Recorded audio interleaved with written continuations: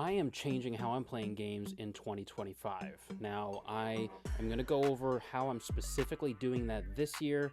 But first, I want to talk about some really exciting games that I'm looking forward to from PlayStation to Xbox to PC. So let me know down below in the comments what you're looking forward to most for 2025. And I promise I am going to explain how I'm going to get through all of these games, because there are quite a few games on here, not just in the sheer number of the games, but also in the scope and expected playtime of how long these games are going to take. So yeah, it's going to be pretty crazy trying to fit all of these things in 2025. But yeah, let's get right into it with the first on the list in no particular order. That is going to be Metal Gear Solid Delta Snake Eater. So I am a huge fan of the Metal Gear series. Not the biggest fan, but I am obsessed with the world and just the overall aesthetic of Metal Gear. Personally, I loved Metal Gear Solid 4, and I really liked the idea of Metal Gear 5 being a more open world and sort of sandboxy game, but I never got too much into it. So playing Metal Gear 3 for the first time, and actually being able to get through the first like 2 or 3 hours, because I have attempted it in the past when I was a kid, it'll be a lot of fun to come back to it as an adult, because it is widely accepted to be the best in the series. Up next is a really highly anticipated game, that is Metroid Prime 4 Beyond. So this was first teased several years ago, back in like, I don't know, 2017, 2019, somewhere around there. And personally, I am a massive fan of the first 2 games in the series. I somehow never got around to the third one, but they were easily my favorite games on the GameCube. Now, looking forward to actually jumping back into the Metroid world and being Samus and playing against, essentially the villain of the story. It's going to be really fun. That villain looks very threatening and menacing. And yeah, it honestly would just look great to be able to play a first-person shooter on either the Nintendo Switch that we have now, or this could potentially be a launch title for the Switch 2. More on the Switch 2 later, but being able to play a first-person shooter on a Nintendo current-gen system would just be great. Up next is, just a little game. Not too many people know about this. I don't know if it's really going to catch on or gain any kind of popularity or traction. It's a very small independent game that just honestly needs all the support that we can give it. I am, of course, talking about Grand Theft Auto 6. If you couldn't tell, that was pure sarcasm. This is probably going to be the game of the year for so many of the big outlets that are out there that are reviewing games. Personally, for people, it's probably going to be the game of the year. And, looking at the past of what we've seen with Grand Theft Auto 5 and how it's been over 10 years since that game came out and it is still such a blast to play, you can anticipate Grand Theft Auto 6 being larger in scope in every possible way that you can imagine the game can be. Being able to do all the things that you can do in that world is just incredible, and just imagining what we can do in GTA 6 in terms of just the everyday aspects of things, all the side missions and quests and stuff like that is going to be really awesome. Plus, going back to Vice City is an absolute win in my book. That city is right up there with San Andreas as the most alive and fun place in gaming, in my opinion. Up next is Ghost of Yotei. So the first Ghost game was an absolutely breathtaking game, and it was a blast to experience. From the story, the gameplay elements, the graphics, and the customization with the armor, being able to experience another game in this series with a different protagonist and a different story would be a definite Game of the Year contender for me, and possibly a Game of the Year contender for many of you watching this video right now. Okay, moving on to the next game in this list, and that is going to be Skate. Can you believe it? Skate is coming back. So this is a series that's been gone for a while now, and I remember playing this when I was in middle school. I was a huge fan of the Tony Hawk series, and trying out Skate originally, I was very hesitant because it was just a different skating game. It didn't feel as like loosey-goosey as the Tony Hawk's games originally were at that time. And it just felt like a very sort of heavy, bogged down kind of skating game. It just initially didn't seem like it was going to be for me, but I quickly found out that it was an incredibly fun game to play. The mechanic of using your joystick to do your tricks rather than just the buttons that you were doing with Tony Hawk's games, that was the biggest change up for me, that over time it just made more sense to me to use the joystick versus just regular buttons. Now, I am looking forward to this game mainly because it's just going to be a fun, simple game. It's going to be kind of a gaming comfort food for me in the sense that I can just pick it up, play it for a while, come back to it later on, and if I wanted to get really deep into it, I'm sure I could with all the customization of the board, the skater itself, you know, potentially with the story and, you know, signing on with a different company and stuff like that. I can just imagine all the things that we were able to do in the past, and being able to do that on current gen software is going to be really good. Speaking of an oldie but a goodie, that is going to be Gears of War, specifically the newest entry in the series, that is Gears of War E-Day. So I haven't played a Gears game since Gears 2. Honestly, if you are into the Gears series, then you know that this series hasn't gone anywhere. It's not like it died and it was just an old series from years ago.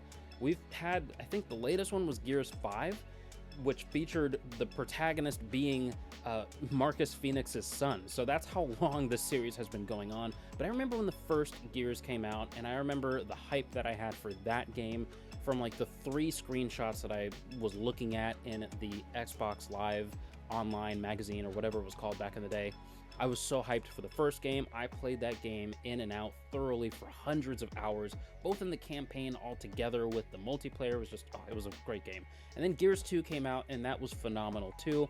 I really loved the improvements there, but then I just died off from the series. I just stopped playing after Gears 2. So I've dabbled in watching gameplay here and there of the recent games, but they didn't have anything that really compelled me to it. So I actually want to play it versus just watching the gameplay. But Gears E-Day looks like it is going to be a blast, and goes back to the roots of what I remember a Gears game to be. So we have all of the original characters, or at least the 2 main characters that we ultimately care about, and that is going to be Marcus and Dom. And we also have the original voice actors back too. That's going to be really exciting. So it's not guaranteed or announced for 2025 yet, but there's serious talks out there that we can expect it to be, hopefully, in late 2025. So real quick, before I get into some more of the games I'm looking forward to, and my ultimate plan for how I'm going to actually get through all of these games in 2025, I want to remind you to drop a like down below if you are finding value in this video, and if you are a fan of games and just wanting to check in on these games that are on this list and to see my honest thoughts and opinions on these games throughout the year, make sure you subscribe so you don't miss another video like this. Now, moving on to probably the biggest thing overall that is going to be coming, at least in my opinion, in the gaming industry for this year, and that is going to be the Nintendo Switch 2.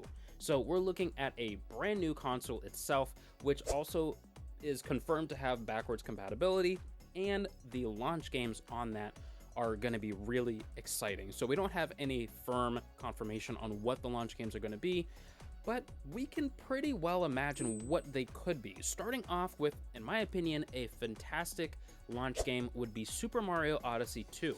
I was a huge fan of the original Super Mario Odyssey in that it just really showed me what you can do with a 3D Mario game, and just with taking a complete sidestep of what you're used to in a Mario game. It was really inventive. It's something that's really out there, and just to me is one of the definitive Mario games on the Nintendo Switch. For some people, they don't really like Super Mario Odyssey that much, but I loved Odyssey, and I loved the story, and I loved the gameplay mechanics of throwing the hat. It was just a lot of fun, and so being able to hopefully do that again in a sequel in this series would be great. So I'm looking forward to Super Mario Odyssey 2. Another game I'm really looking forward to would be a Zelda remake.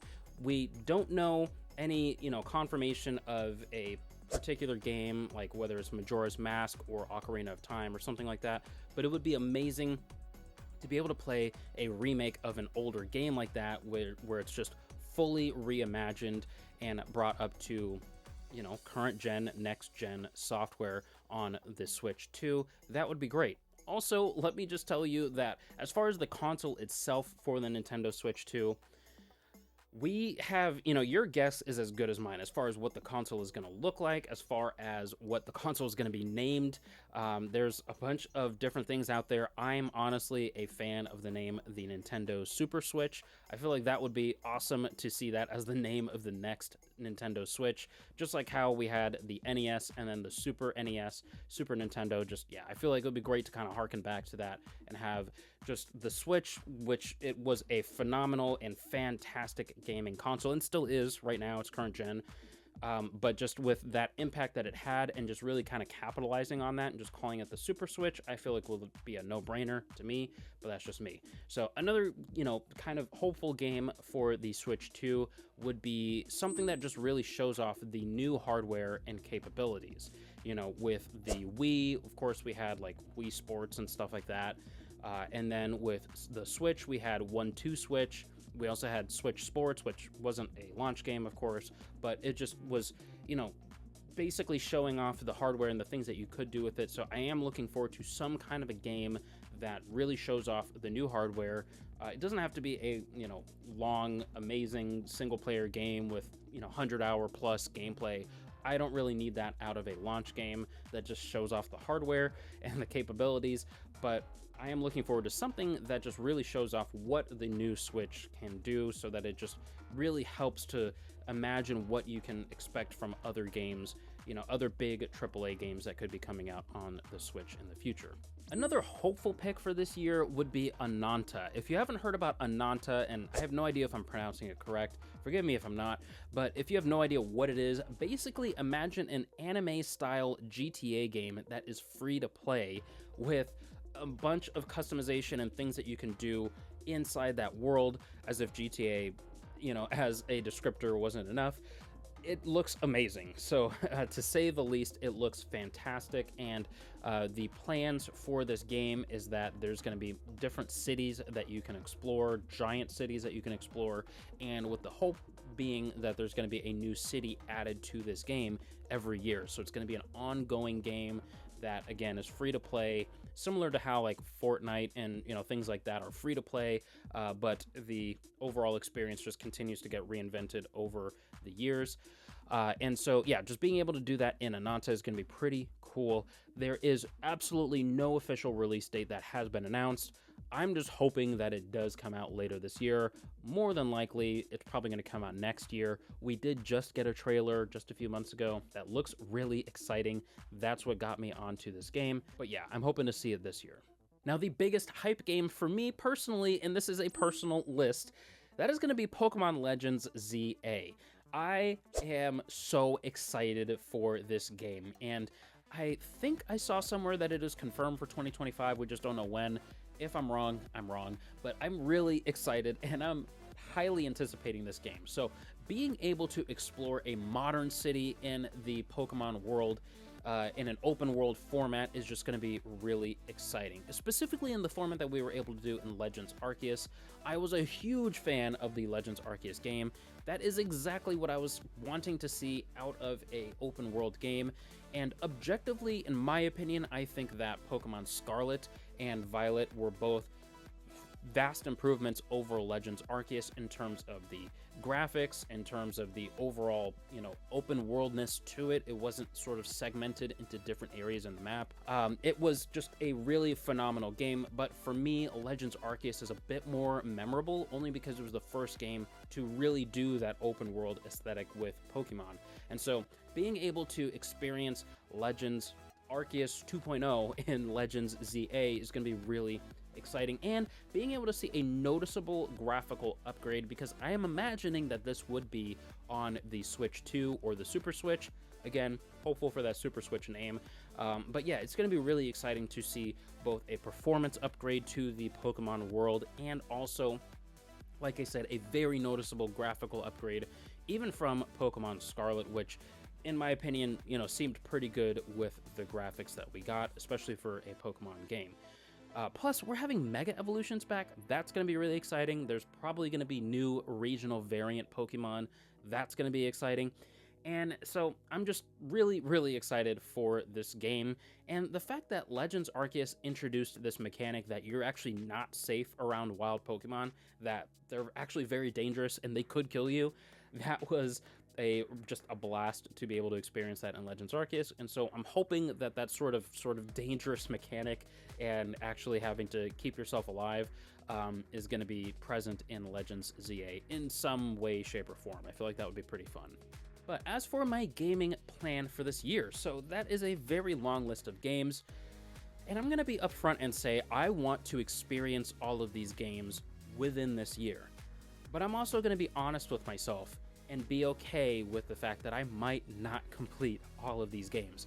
Especially things like Ananta, that's going to be a free-to-play game. There probably is not going to be like a story mode, or if there is, it's not going to be like that involved, and it might not have a start point and an end point to the story.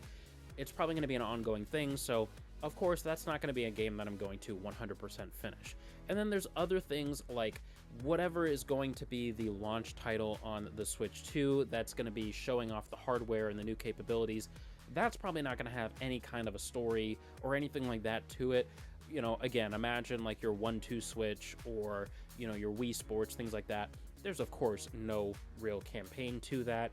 And then even going back to things like Skate, again, I'm just looking for that to be sort of a comfort game that I come back to whenever I, you know, finish something that is very intense, like Ghost of Yotei will be. And then I just want to kind of, you know, in between a very intense cutscene there, I maybe want to play some Skate for a little bit and then jump back into Ghost of Yotei or whatever. So just having that sort of an ongoing game would be great. Grand Theft Auto 6 I am very excited for, but again, I'm going to be okay with not finishing the game. And I'm going to be honest with you guys, I have never finished a Grand Theft Auto game from start to finish. I've played games in this series for hours and hours and hours. San Andreas is my most played game, but I have never personally completed the story. I've just never been compelled to actually finish a Grand Theft Auto story. For me, Grand Theft Auto is a game that I just pick up and play, and I just cause mayhem in the city, and maybe I'll do a story mode thing here and there. But overall, for me, just being able to drive around really fast, cause mayhem, you know, do a bunch of crazy stuff that I would, of course, never do in real life, would just be, that's just what Grand Theft Auto is to me. So, with all of that said, I am okay with not completing these games all in the span of this year, or really just in general, not completing it at all. So, for me, as somebody that really likes to collect things, I mean, I have a collection in my game room of different games. I collect comic books. I like to complete sets of things. So I'm a completionist in the sense of if I start something, then I want to finish it. But I've quickly found that I can just burn myself out if I try to complete a series or complete something just for the sake of completing it. That is something that I don't want to have happen with these amazing games on the list, like Legends Z-A and stuff like that. I don't want to experience that kind of burnout with these amazing games, because the point of games at the end of the day is to just enjoy them and experience them. And so with that said, I want to be okay with not completing a game if that is what happens. If I do complete it, that's great, but I'm not going to go out of my way to complete it. And I'm also going to be okay with not playing one game at a time. So normally if I start up a game like a Resident Evil game or something like that, that is all that I will play for like a week or two straight, just so that I can finish it so I can then move on to something else. Because my fear is that if I move on to something else, I'm going to forget all the controls, and then I'm not going to care as much on the story, coming back to it, as if I were to just complete it all the way through. And so if I just completely take that notion out of my mind and I just focus on just playing the games and just enjoying them and jumping from one game to another, I'm going to have a lot more fun. And just being able to play multiple games and then kind of coming back to games that I've started but I need to finish would be great. Like, I've started Final Fantasy 16. I still need to finish it.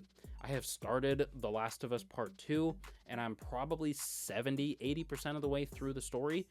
I just need to finish it. So there's just, these games that I have started and I just eventually need to finish, and it's going to be okay for me to play some of these new games that I'm looking forward to in 2025, but then sprinkle in some of these older games that I've started and need to complete just for the sake of completing them. Because at the end of the day, I do still want to complete a game, but I just want to change my expectation of what that looks like to complete a game. So hopefully all of that makes sense. That is my plan for gaming in 2025. That is my plan for experiencing all of these games that I am looking forward to, all of these new games, and completing some of the older ones. So let me know down in the comments below what you think about my plan for 2025. If any of this has resonated with you, I would love to hear from you down below. And also let me know what is going to be your most anticipated game for 2025, whether that is a brand new game that is coming out or an older game that is just on your backlog that you want to get to, but you have other things that are getting in the way. So let me know down below, and make sure you check out either one of these two videos flashing on the screen here. I'll catch you in the next one. Peace.